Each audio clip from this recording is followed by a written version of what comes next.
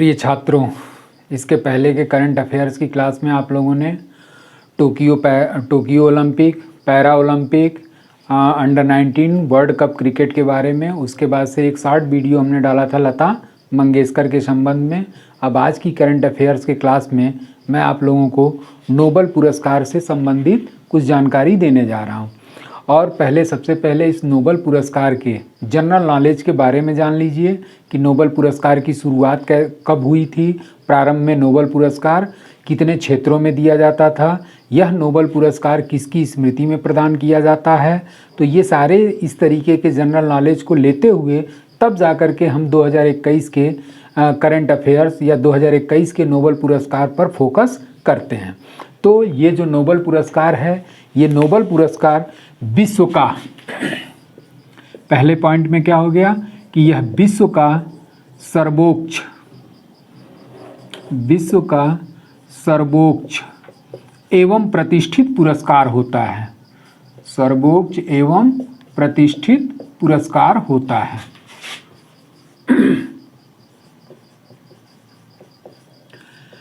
तो पहले पॉइंट में ये हो गया कि नोबेल पुरस्कार दुनिया का या विश्व का सर्वोच्च एवं प्रतिष्ठित पुरस्कार है। और इस पुरस्कार की शुरुआत किस वर्ष की गई थी? तो इस पुरस्कार की शुरुआत आपका 1901 में की गई थी। और ये नोबेल पुरस्कार किसकी स्मृति में प्रदान किया जाता है? तो स्मृति में स्वीडन के रसायन शास्त्री थे, स्वीडन के रसायन शास्त्री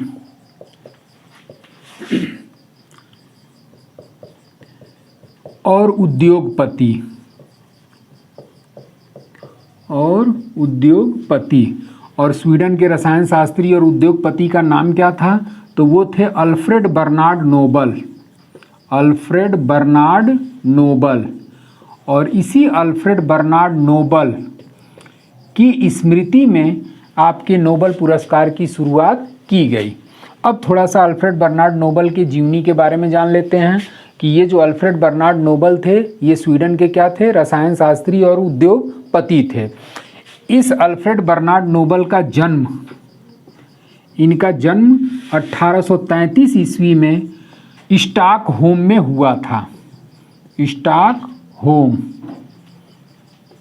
उसके बाद से इनकी जो मृत्यु हुई थी, वो मृत्यु हुई थी 10 दिसंबर 1896 को। तो इस तरीके से अल्फ्रेड बर्नार्ड नोबल जो थे वे स्वीडन के रसायन शास्त्री और उद्योगपति थे। और इनका जन्म 1833 ईस्वी में स्टॉकहोम में हुआ था और इनकी मृत्यु हुई थी 10 दिसंबर 1896 को। और इसी कारण से प्रत्येक 10 दिसंबर को अल्फ्रेड बर्नार्ड नोबल की स्मृति में नोबेल पुरस्कार प्रदान किया जाता है। और इस नोबेल पुरस्कार की शुरुआत कब की गई थी? तो 1901 में, जब ये अल्फ्रेड बर्नार्ड नोबल मरने से पहले अपनी वसीयत इन्होंने लिखा था कि मेरी जो भी संपत्ति है उस संपत्ति से नोबेल पुरस्कार की शुरुआत की जाए। तो इस कारण से नोबेल पुरस्कार की राशि का कोई निश्चित अनुदान प्रत्येक वर्ष के लिए निश्चित नहीं किया गया है, बल्कि इसकी राशि में हमेशा क्या होता है? चेंजिंग या परिवर्तन होता रहता है। तो जब 1901 में शुरुआत की गई तो ये कुल कितने क्षेत्रों में प्रदान किया जाता था? तो ये 5 क्षेत्र में प्रदान किया जाता था। एक आपका भौतिकी, रसायन, चिकित्सा, साहित्य और शांति। तो इस तरीके से जब नोबेल पुरस्कार की शुरुआत 1901 में की गई तो प्रारंभ में यह पुरस्कार 5 क्षेत्रों में प्रदान किया जाता था। और 5 क्षेत्र में आपके शामिल थे भौतिकी, रसायन, चिकित्सा, साहित्य और शांति। उसके बाद इस 5 क्षेत्र में एक क्षेत्र जोड़ा गया। और वो क्षेत्र कौन सा जोड़ा गया? तो वो जोड़ा गया था आपका अर्थशास्त्र। और अर्थशास्त्र को किस वर्ष जोड़ा गया? तो 1968 में जोड़ा गया था। तो इस तरीके से अगर पूछा जाए कि वर्तमान में नोबेल पुरस्कार कुल कितने क्षेत्रों में प्रदान किया जाता है, तो वर्तमान में यह 6 क्षेत्रों में प्रदान किया जाता है। अब इस नोबेल पुरस्कार के संबंध में जान लीजिए कि नोबेल पुरस्कार से संबंधित व्यक्तियों का चयन किनके किनके द्वारा किया जाता है। तो ये जो नोबेल पुरस्कार है तो भौतिकी, रसायन और अर्थशास्त्र के क्षेत्र, 3 क्षेत्र ऐसा है, भौतिकी, रसायन, अर्थशास्त्र का क्षेत्र, और इस पुरस्कार के क्षेत्रों का चयन जो है वो the royal Swedish academy of sciences, एक वहाँ की संस्था है और उस संस्था का क्या नाम है, the royal Swedish academy of sciences, और इसी क्षेत्र के 5 व्यक्तियों की कमेटी बनती है और इसी 5 व्यक्तियों के कमेटी के द्वारा भौतिकी, रसायन और अर्थशास्त्र के क्षेत्रों का चयन किया जाता है। उसके बाद से साहित्य के क्षेत्र के नोबेल पुरस्कार का जो सिलेक्शन किया जाता है वो स्वीडिश एकेडमी के सदस्यों द्वारा किया जाता है। इसी तरीके से आपका जो चिकित्सा के क्षेत्र के नोबेल पुरस्कार का चयन किया जाता है, वहाँ की एक इंस्टीट्यूट है और वो इंस्टीट्यूट है कैरोलिस्का इंस्टीट्यूट, और इसी कैरोलिस्का इंस्टीट्यूट के 5 सदस्यों की एक कमेटी गठित की जाती है और इसी कमेटी के माध्यम से अर्थशास्त्र के क्षेत्र के व्यक्तियों का चुनाव किया जाता है। शांति के क्षेत्र का जो नोबेल पुरस्कार है, उस नोबेल पुरस्कार का चयन नॉर्वे की संसद के द्वारा किया जाता है और नॉर्वे की संसद का क्या नाम है, स्टोर्टिंग जनरल। तो इस तरीके से 6 क्षेत्र के लिए अलग अलग कमेटी का गठन किया जाता है और उसी कमेटी के द्वारा विश्व स्तर पर किए गए कार्यों की उपलब्धि के लिए इन्हें नोबेल पुरस्कार से सम्मानित किया जाता है। तो इसको अगर एक तरीके से आप लोग नोट करना चाहेंगे तो वीडियो को देखते हुए या रोकते हुए ये सारे क्षेत्रों के चयन का इंस्टीट्यूट का नाम या किसके द्वारा किया जाता है, इसको आप लोग नोट कर लीजिएगा। अब आ जाते हैं कि नोबेल पुरस्कार प्राप्त करने वाली प्रथम महिला कौन थी। तो नोबेल पुरस्कार प्राप्तकर्ता प्रथम महिला, तो नोबेल पुरस्कार प्राप्त करने वाली जो प्रथम महिला थी वो थी आपकी मैडम क्यूरी, मैडम क्यूरी। और ये मैडम क्यूरी को किस वर्ष नोबेल पुरस्कार से सम्मानित किया गया था, तो मैडम क्यूरी को 1903 में किस क्षेत्र में प्रदान किया गया था, तो भौतिकी के क्षेत्र में प्रदान किया गया था। तो इस तरीके से नोबेल पुरस्कार प्राप्त करने वाली जो प्रथम महिला थी वो आपकी मैडम क्यूरी, 1903 में भौतिकी के क्षेत्र में इन्हें प्रदान किया गया। और ये मैडम क्यूरी 2 बार नोबेल पुरस्कार प्राप्त कर चुकी हैं, 1903 में भौतिकी के क्षेत्र में और उसके बाद से 1911 में ये रसायन के क्षेत्र में इन्हें नोबेल पुरस्कार प्रदान किया गया था। अब अगला जो पॉइंट बन जाता है या अगला जो जनरल नॉलेज बन जाता है नोबेल पुरस्कार पर कि सबसे कम उम्र का प्राप्तकर्ता, कम उम्र में प्राप्तकर्ता।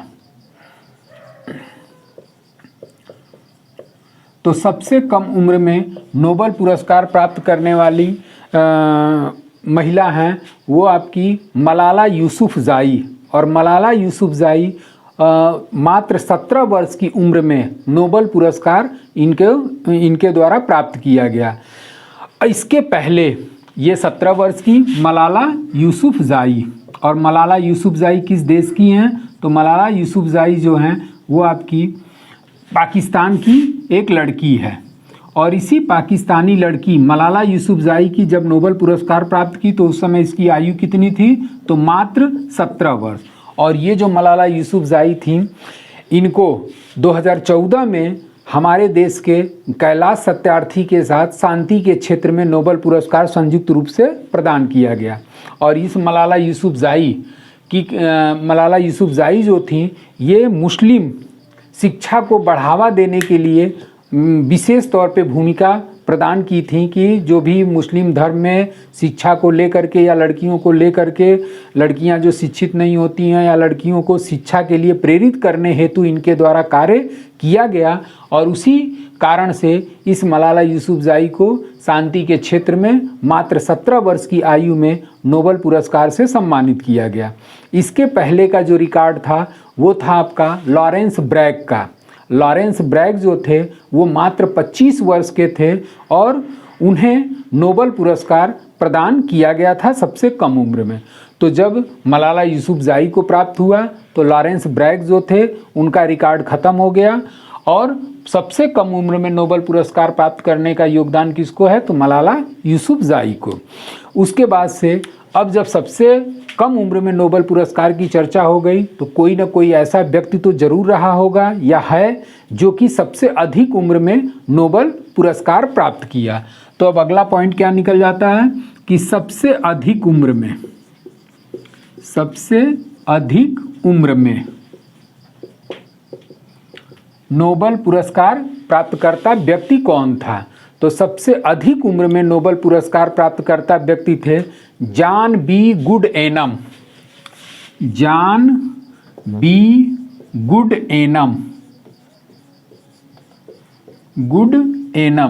और इन्हें कितने वर्ष की अवस्था में नोबेल पुरस्कार प्राप्त हुआ, तो जिस समय इन्हें नोबेल पुरस्कार दिया गया जॉन बी गुडएनम को, उस समय इनकी आयु 97 ईयर की थी। और उसके बाद से इन्हें किस क्षेत्र में प्रदान किया गया, तो इन्हें रसायन के क्षेत्र में प्रदान किया गया था। और रसायन में किस वर्ष इनको प्रदान किया गया, तो 2019 में। तो इस तरीके से सबसे कम उम्र में नोबेल पुरस्कार प्राप्तकर्ता मलाला यूसुफज़ई मात्र 17 वर्ष की उम्र में। सबसे अधिक उम्र में नोबेल पुरस्कार प्राप्तकर्ता हैं जॉन बी गुडएनम 97 ईयर्स। और किस क्षेत्र में, तो रसायन के क्षेत्र में 2019 में इन्हें यह पुरस्कार प्रदान किया गया। इसके पहले जो सर्वाधिक उम्र का रिकॉर्ड है वो 2007 में दिया गया था अर्थशास्त्र के क्षेत्र में, और वो थे आर्थर एस्कीन। और आर्थर एस्कीन को 2007 में जब नोबेल पुरस्कार दिया गया तो उनकी आयु नियर अबाउट 96 ईयर्स की थी। और इन्हें यह पुरस्कार अर्थशास्त्र के क्षेत्र में 2018 में प्रदान किया गया। एक क्वेश्चन आपके लोगों के परीक्षाओं में बार बार आता है कि जो 6 क्षेत्र है उस 6 क्षेत्र में ऐसा कौन सा क्षेत्र है जिसके पुरस्कार का वितरण ओस्लो में किया जाता है। तो शांति के क्षेत्र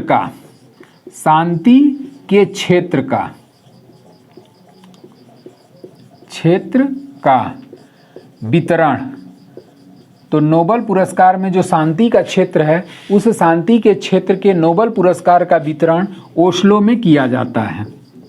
ओस्लो, और ये ओस्लो कहाँ पड़ता है, तो ये आपका नॉर्वे की राजधानी है। उसके बाद से जब शांति के क्षेत्र के नोबेल पुरस्कार का वितरण ओस्लो में किया जाता है तो शेष पुरस्कारों का वितरण कहाँ किया जाता है, तो शेष पुरस्कार का वितरण, तो शेष पुरस्कार का जो वितरण होता है वो स्टॉकहोम में किया जाता है। स्टॉकहोम में किया जाता है। और स्टॉकहोम आपका कहाँ पड़ता है, तो स्टॉकहोम जो है वो स्वीडन में पड़ता है। इस तरीके से आपका ये नोबेल पुरस्कार का जनरल नॉलेज हुआ। एक बार मैं फिर आपके सामने रिवाइज कर देता हूँ। नोबेल पुरस्कार जो होता है वो विश्व का सबसे बड़ा एवं प्रतिष्ठित पुरस्कार होता है। इस पुरस्कार की शुरुआत 1901 में की गई थी। और ये 1901 में जब इसकी शुरुआत की गई तो किसके स्मृति में किया गया, तो स्वीडन के रसायन शास्त्री और उद्योगपति थे जिनका नाम था अल्फ्रेड बर्नार्ड नोबल। और उसी अल्फ्रेड बर्नार्ड नोबल की स्मृति में नोबेल पुरस्कार की शुरुआत की गई। जो ये अल्फ्रेड बर्नार्ड नोबल थे इनका जन्म 1833 ईस्वी में स्टॉकहोम में हुआ था। और इनकी मृत्यु जब हुई तो इनकी मृत्यु आपका 10 दिसंबर 1896 को इटली में हो गई। अब जब ये इनकी मृत्यु हुई तो इसी मृत्यु की डेट 10 दिसंबर को प्रत्येक वर्ष नोबेल पुरस्कार प्रदान किया जाता है। जब प्रारंभ में 1901 में नोबेल पुरस्कार की शुरुआत की गई तो उस समय प्रारंभ में यह 5 क्षेत्रों में प्रदान किया जाता था: भौतिकी, रसायन, चिकित्सा, साहित्य और शांति के क्षेत्र में प्रदान किया जाता था। बाद में इस नोबेल पुरस्कार के अंतर्गत एक क्षेत्र को और जोड़ा गया और वो क्षेत्र आपका अर्थशास्त्र, जिसे 1968 में ऐड किया गया। तो इस तरीके से वर्तमान में 6 क्षेत्रों में नोबेल पुरस्कार प्रदान किया जाता है। और इस नोबेल पुरस्कार में ये भी एक नियम है कि यह नोबेल पुरस्कार केवल जीवित व्यक्तियों को प्रदान किया जाता है और एक क्षेत्र में अधिकतम कितने जीवित व्यक्तियों को प्रदान किया जाता है? तो अधिकतम 3 जीवित व्यक्तियों को प्रदान किया जाता है। तो इस पे क्वेश्चन भी आ चुका है, आप लोग ध्यान दीजिएगा कि वह कौन सा पुरस्कार है जो केवल जीवित व्यक्तियों को प्रदान किया जाता है? तो आपका नोबेल पुरस्कार, और जो कि विश्व का सर्वोच्च एवं प्रतिष्ठित पुरस्कार होता है, जबकि भारत का सर्वोच्च एवं प्रतिष्ठित सम्मान आपका भारत रत्न होता है, और यह भारत रत्न मरणोपरांत भी दिया जाता है। तो इस तरीके से आपका ये हो गया। अब जो 6 क्षेत्र है, उस 6 क्षेत्र के लिए अलग अलग कमेटी का गठन किया जाता है। जैसे कि आपका भौतिकी, रसायन और अर्थशास्त्र, भौतिकी, रसायन और अर्थशास्त्र के क्षेत्र के नोबेल पुरस्कार का चयन the royal Swedish academy of sciences, ये एक इंस्टीट्यूट है या एक उनकी संस्था है, और इस संस्था के द्वारा 5 व्यक्तियों का चयन किया जाता है, या 5 व्यक्तियों की एक कमेटी या समिति बनती है, और इसी 5 सदस्यों के द्वारा भौतिकी, रसायन और अर्थशास्त्र के क्षेत्र का चयन किया जाता है। उसके बाद से साहित्य के क्षेत्र का चयन स्वीडिश एकेडमी के सदस्यों द्वारा किया जाता है। मतलब स्वीडिश एकेडमी की एक समिति का, स्वीडिश एकेडमी के द्वारा एक समिति का गठन किया जाता है, और वो समिति जो है वो आपका साहित्य के क्षेत्र के नोबेल पुरस्कार का चयन करती है। चिकित्सा के क्षेत्र के नोबेल पुरस्कार का चयन कैरोलिस्का इंस्टीट्यूट, और उसी कैरोलिस्का इंस्टीट्यूट के 5 सदस्यों द्वारा चिकित्सा के क्षेत्र के नोबेल पुरस्कार का चयन किया जाता है। उसके बाद से बच गया आपका शांति का क्षेत्र। तो शांति के क्षेत्र के नोबेल पुरस्कार का चयन जो है वो नॉर्वे की संसद स्टोर्टिंग जनरल के द्वारा किया जाता है। अब अगला जो क्वेश्चन हमने बताया था, या अगला जो पॉइंट हमने बताया था, वो ये था कि प्रथम महिला कौन थी जिसे नोबेल पुरस्कार से सम्मानित किया गया? तो मैडम क्यूरी विश्व की प्रथम महिला हैं जिन्हें नोबेल पुरस्कार से सम्मानित किया गया, और इन्हें किस क्षेत्र में और किस वर्ष प्रदान किया गया? तो मैडम क्यूरी को 1903 में भौतिकी के क्षेत्र में नोबेल पुरस्कार प्रदान किया गया। उसके बाद से इसी मैडम क्यूरी को दोबारा फिर 1911 में रसायन के क्षेत्र में नोबेल पुरस्कार से सम्मानित किया गया था। अगला जो पॉइंट हमने बताया था कि सबसे कम उम्र में नोबेल पुरस्कार प्राप्त करता कौन है? तो सबसे कम उम्र में नोबेल पुरस्कार प्राप्त करता पाकिस्तान की मलाला यूसुफजई, जिन्हें 2014 में भारतीय नागरिक कैलाश सत्यार्थी के साथ संयुक्त रूप से शांति के क्षेत्र का नोबेल पुरस्कार प्रदान किया गया। उसके बाद से इसमें हमने ये भी जोड़ा था या बताया है कि मलाला यूसुफजई से पहले सबसे कम उम्र में नोबेल पुरस्कार प्राप्त करता व्यक्ति कौन है? तो वो हैं आपके लॉरेंस ब्रैग, जिन्हें 25 वर्ष की अवस्था में नोबेल पुरस्कार से सम्मानित किया गया। जब सबसे कम उम्र का बात हो गया तो फिर सबसे अधिक उम्र में नोबेल पुरस्कार प्राप्त करता कौन है? तो सबसे अधिक उम्र में नोबेल पुरस्कार प्राप्त करता जॉन बी गुडएनम, जो कि 97 वर्ष की अवस्था में थे, और उन्हें 97 वर्ष की अवस्था में 2019 में रसायन के क्षेत्र में नोबेल पुरस्कार से सम्मानित किया गया। इसके पहले आपका सबसे अधिक उम्र में नोबेल पुरस्कार प्राप्तकर्ता का रिकॉर्ड था 2007 में अर्थशास्त्र के क्षेत्र में, और उस व्यक्ति का नाम था आर्थर एस्कीन, और आर्थर एस्कीन 96 वर्ष की अवस्था में 2018 में उन्हें नोबेल पुरस्कार से सम्मानित किया गया था। उसके बाद से आपका शांति के क्षेत्र के नोबेल पुरस्कार का वितरण ओस्लो में किया जाता है, और ओस्लो आपका कहाँ पड़ता है? तो ओस्लो आपका नॉर्वे की राजधानी है। और बाकी जो पुरस्कार 5 पुरस्कार बचे उनका वितरण स्टॉकहोम स्वीडन में किया जाता है। और अब तक नोबेल पुरस्कार का वितरण केवल 2 बार नहीं किया गया है, और वो आपका 1940 और 1942 में। 1940 और 1942 में द्वितीय विश्व युद्ध के कारण नोबेल पुरस्कार की घोषणा नहीं की गई थी। अब जो आपका अगला पॉइंट बनता है वो ये बनता है कि ऐसे कौन कौन से भारतीय मूल के नागरिक हैं जिन्हें नोबेल पुरस्कार से सम्मानित किया जा चुका है। तो इस पे भी आपके परीक्षाओं में क्वेश्चन आता रहता है कि प्रथम भारतीय नोबेल पुरस्कार प्राप्तकर्ता कौन था, किस क्षेत्र में दिया गया, किस ईयर में दिया गया। तो इसके लिए मैं आपको अभी लिख करके बता देता हूँ कि भारतीय मूल के नोबेल पुरस्कार प्राप्तकर्ता कौन कौन से हैं।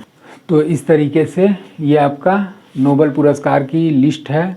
इसमें हमने 2 कॉलम के रूप में बना दिया है, जिसमें आपके भारतीय मूल के नोबेल पुरस्कार व्यक्ति कौन कौन हैं जिन्हें अब तक भारत नोबेल पुरस्कार से सम्मानित किया जा चुका है।